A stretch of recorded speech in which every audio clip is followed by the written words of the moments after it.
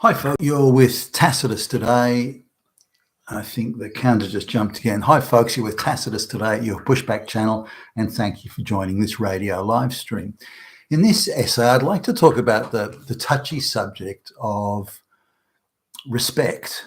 And it could be personal, it could even be national or religious group respect. Now, there's a big difference between concepts of respect, how it's acquired, how it's earned, how it's practiced, if you like, in society. And there's very big difference between Western concepts of respect and Third World. Now, most of the Third World are very caste, tribal ridden, and so they have developed over many centuries different concepts of respect and how that respect is to be, we would see it as walking on eggshells, but they would see it as the various rituals associated with demonstrating, showing respect to people who are further up the totem pole. So let's just have a little look at that and see if I can get the idea across. Now, recently, Britain and I'll go through a few examples. This is one. Recently, Britain and India were talking about trade deals and having a free trade agreement. The idea of calling it a free trade agreement is utter nonsense. There was a vast array of things on the Indian list that would be not included in the free trade agreement. Primarily, the free trade agreement, certainly from an Indian perspective, was that Indians could travel almost freely, when they chose, if they chose, how they chose to go to the UK, whether it be for work, for work visas, student visas, and so on. That it should be pretty much open door in Britain for Indians to come and go as they pleased, with their relatives and their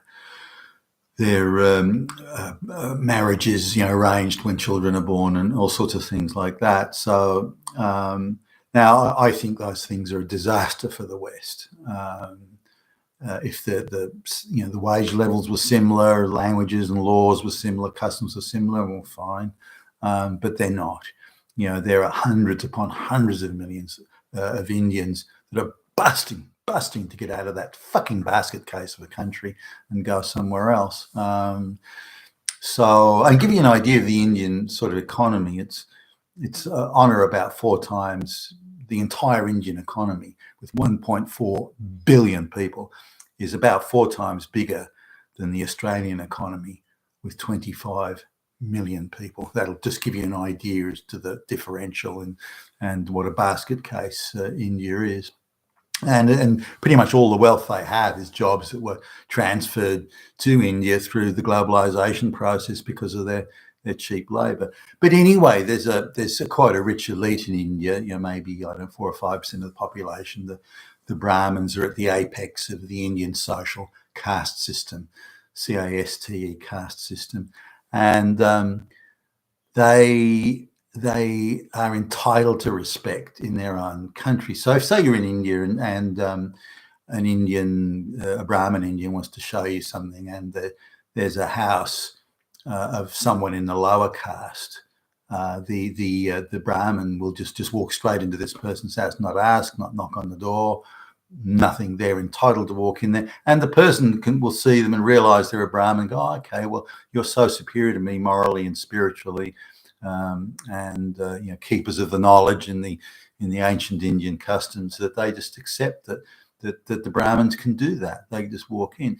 Now, also, if there's an interaction between a Brahmin and someone lower down, if the Brahmin says he makes a mistake, makes an incorrect utterance or whatever, the person in the lower caste is not allowed to query it or point out the error or clarify it or question it or anything. They just have to accept that the Brahmin is spiritually and morally superior, the keeper of the knowledge, and whatever they say, no matter how nonsensical, ridiculous, inaccurate, incorrect, they can't query it. But if they query it, then they've shown the most unspeakable disrespect to that Brahmin, and That's just not acceptable. It's not acceptable. And the Brahmins believe they're pretty much at the apex of the universe, or they'd like to think that at least. Because they can treat all the people in India like shit, then they assume they can go to the West and do something similar. Unfortunately, Western governments are really kowtowing to this Indian attitude. And the Indians in Australia, for example, are recreating that caste system here in Australia. And that the Brahmins here not only think they're sort of can treat other Indians as inferiors, but treat all the white people here as inferiors. And it really comes across sometimes as well. So let me just give you an example here. Now, this British trade deal that the Indian government, Liz Truss was over there, Boris Johnson too. So it looks like that deal's not going ahead. Now, it would have been very much to the benefit of India, and I can't see any benefit to the United Kingdom other than cheap Indian labour. That would be it. I don't see any other benefit at all. So I'm looking at this is a news story here from an Indian Hindu nationalist media outlet. So it looks like that. Remember, it looks like the deal's not going ahead, and it's very one way. India must stand up to the UK and avoid any disgrace. No Indian with self-respect can allow this to happen. The British should not be allowed to dictate to us. Dictate what?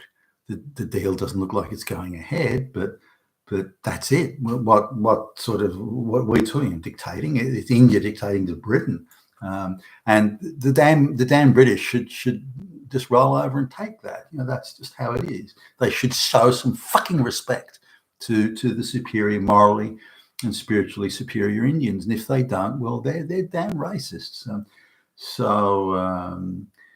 I'm just reading through the comments here. India should not entertain any agreement with the UK. The behaviour of the British politicians is deplorable.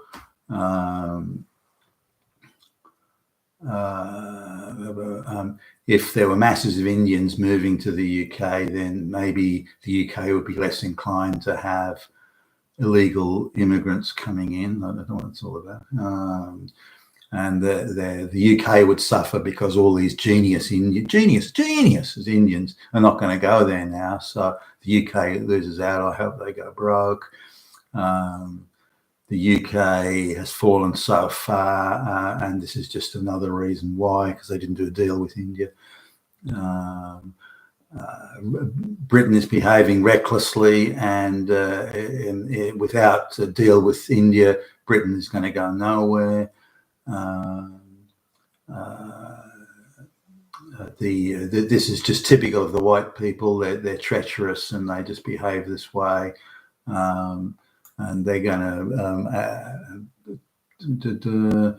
Why should we believe anything they say? What do we need a trade deal with the UK for? How the British are behaving is despicable. The UK is collapsing and they're irrelevant anyway. Why should we give them any time? Don't let Britain dominate us. We are a people, and they can go to hell, and they should show us respect, and they should all visit here. The Indian government is very strong and doesn't have to deal with them, doesn't have to accept anything they say, the British say. The British deliberately sabotaged the deal because they're all a bunch of idiots.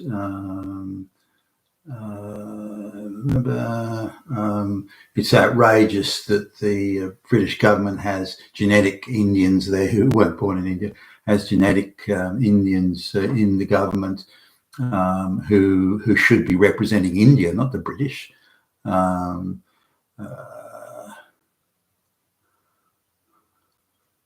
So India should not trade with We must have our financial freedom. Why do we bother with the British? And it goes on. This is pretty much, I think, the thing. But the British should show us respect. India is a powerful on the global stage. Why do we accept this treatment?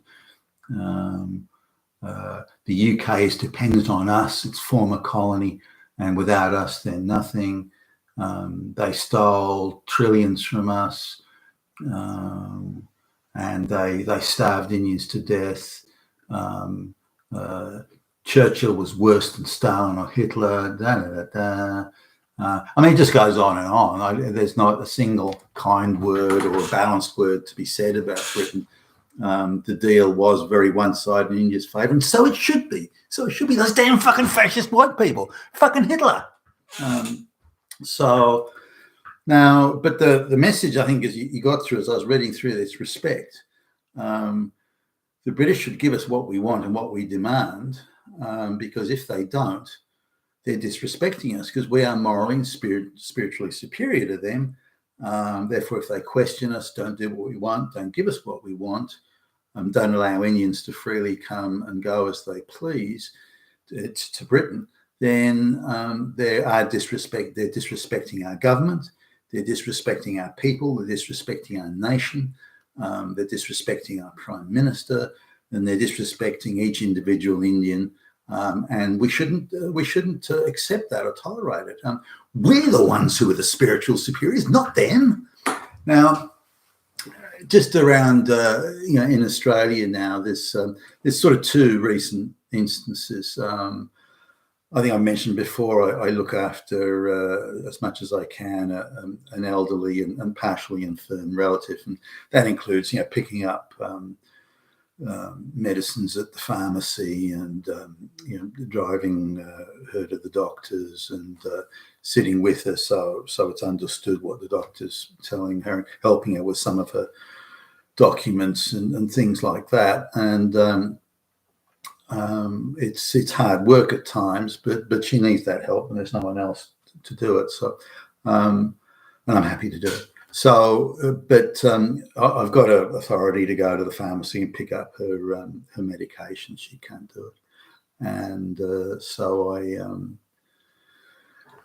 going to there's a lot of pharmacies in Australia. If you find a white pharmacist now in Australia, tell me about it. I haven't seen one for goodness knows how long.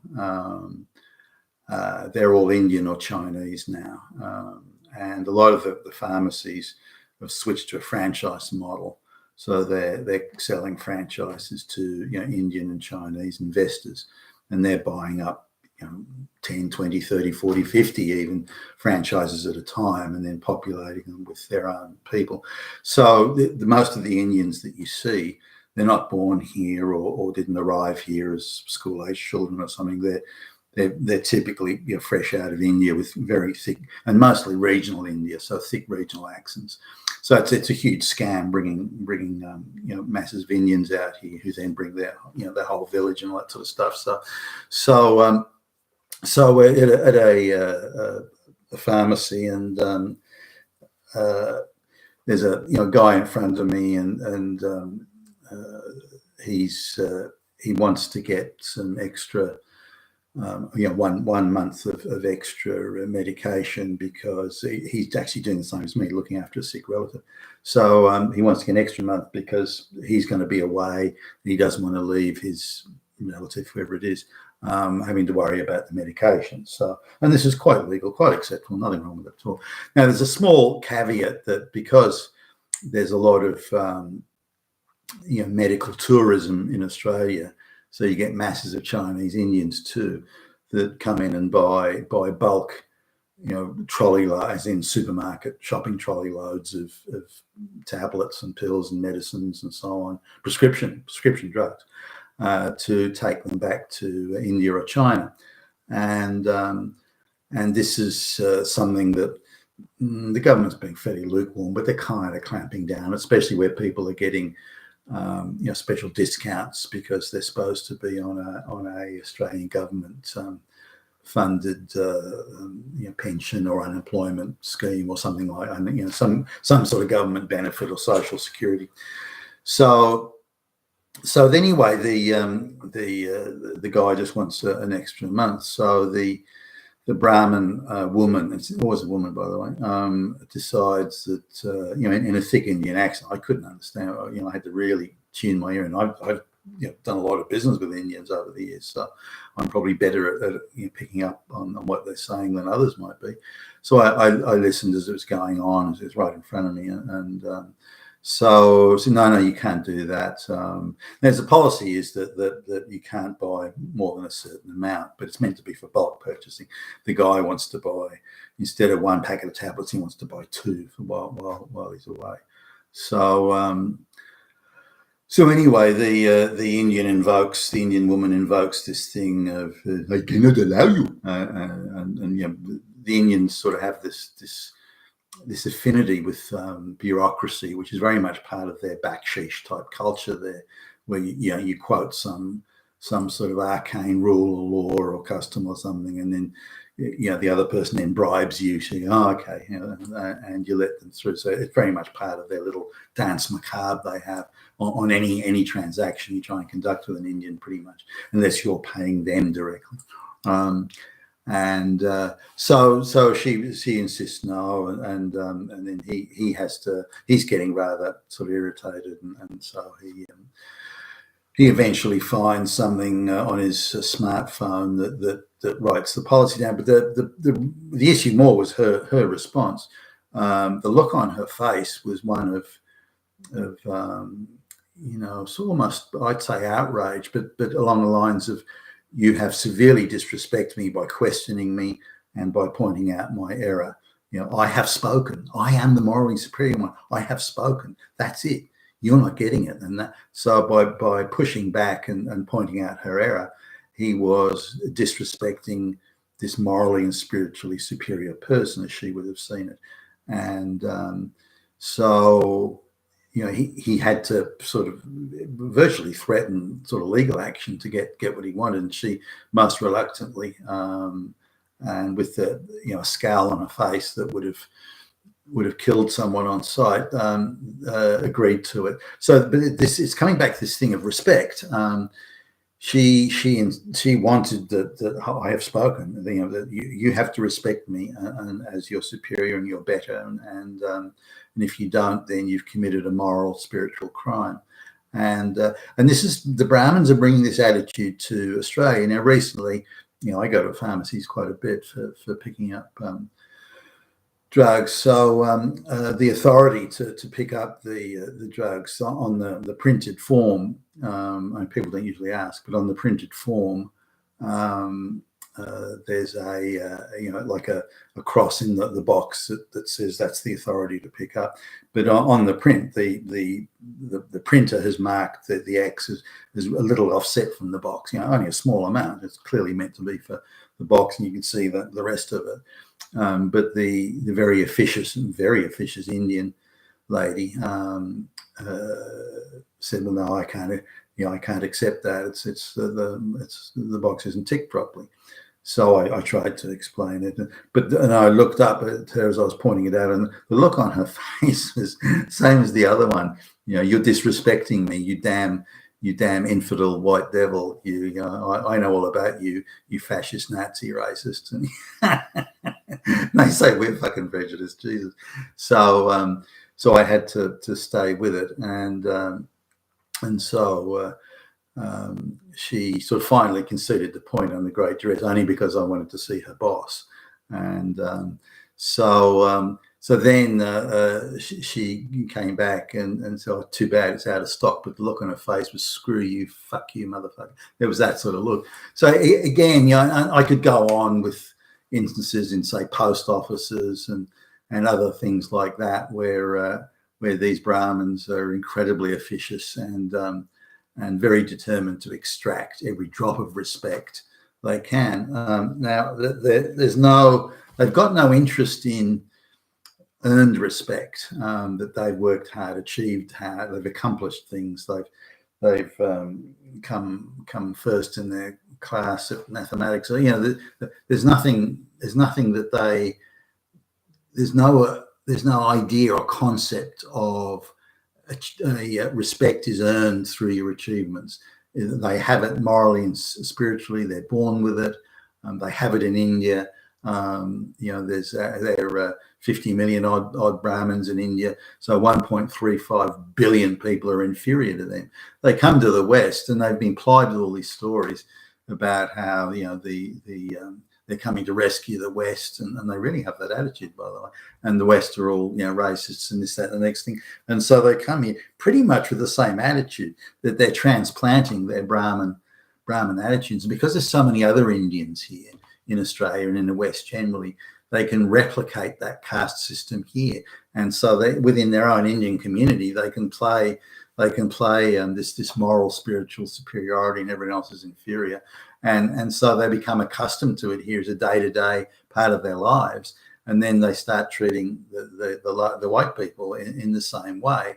And because there's so many of them are given jobs now in government, affirmative action quotas and all that sort of stuff, and particularly Indian women, then they have that same Brahmin sort of attitude throughout, and it's being reinforced and supported by very foolish Western immigration and you know, recruitment, you know, hiring, affirmative action policies, and the racism card falls right into their thinking there, because anyone that doesn't accept, the white person that doesn't accept the moral superiority of the Brahmins is a fucking racist, as well as being morally and spiritually inferior.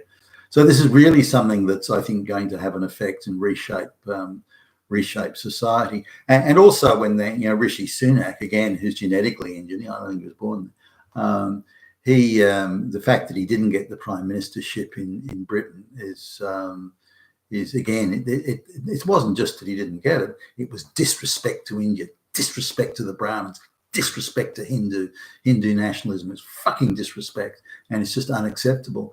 And the British and white people generally better fucking learn that you know, Indian Brahmins are at the apex of the universe, and you just better fucking wake up to that, racists. You've been Tacitus today at your Pushback channel, and thank you for listening.